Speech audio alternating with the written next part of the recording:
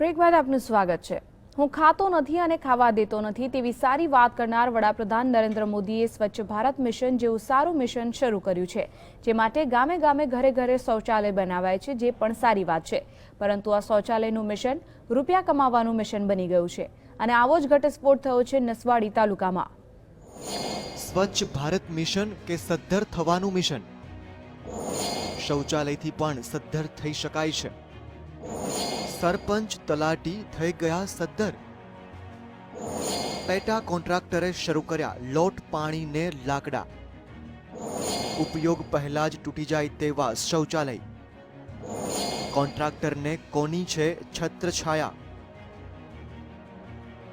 સવાલ અણિયારા છે, પરંતુ ગામ લોકોના ગંભીર આક્ષેપ પછી આ વાત અને સવાલ ઉઠે છે।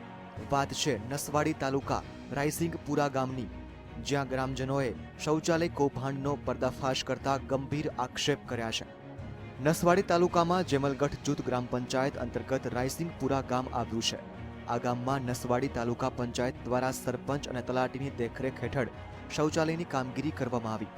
સરકારે એક શૌચાલય બનાવવા માટે એક લાભાર્થી દીઠ 12,000 રૂપિયા ચૂકવ્યા, પરંતુ તલાટી અને સરપંચે પેટા કોન્ટ્રાક્ટરને શૌચાલયની કામગીરી સોંપી દીધી, જેથી જે કામ થવું જોઈએ તે થયું નહીં અને કોન્ટ્રાક્ટરે માત્ર 5,000માં હલકી ગુણવત્તાનું કામ આટોપી લીધું, જેથી એક શૌચાલય દીઠ રૂપિયા 7,000 ચાઉ થઈ ગયાના આક્ષેપ થયા છે। આ પ્લાસ્ટર માર્યું એટલું જે સારું છે કે બધું ઢહળી જતું ટૂડે એટલું નકડું સિમટ ઓછો વાપર્યો છે એ અમને જાતા કઈના શેઠ મત લેવા ટાક કમ દોડીને આવે અમને હોડીને। કોઈ અધિકારી કે સરપંચ કે તલાટી કે સભ્ય જોવા આવ્યા નથી કે આ કૂવા ચાલે એમ નથી અને આખા રાયસિંગપુરામાં આવી રીતે કામ કરેલું છે એ કેડા ઢળી જાય એ નક્કી નહીં। એવું નથી કે સરપંચ તલાટી સામે આક્ષેપ થયા છે। એક શૌચાલય પાછળ 2,000 રૂપિયા અધિકારીઓ સુધી પહોંચે છે તેવી પણ વાત સામે આવી રહી છે।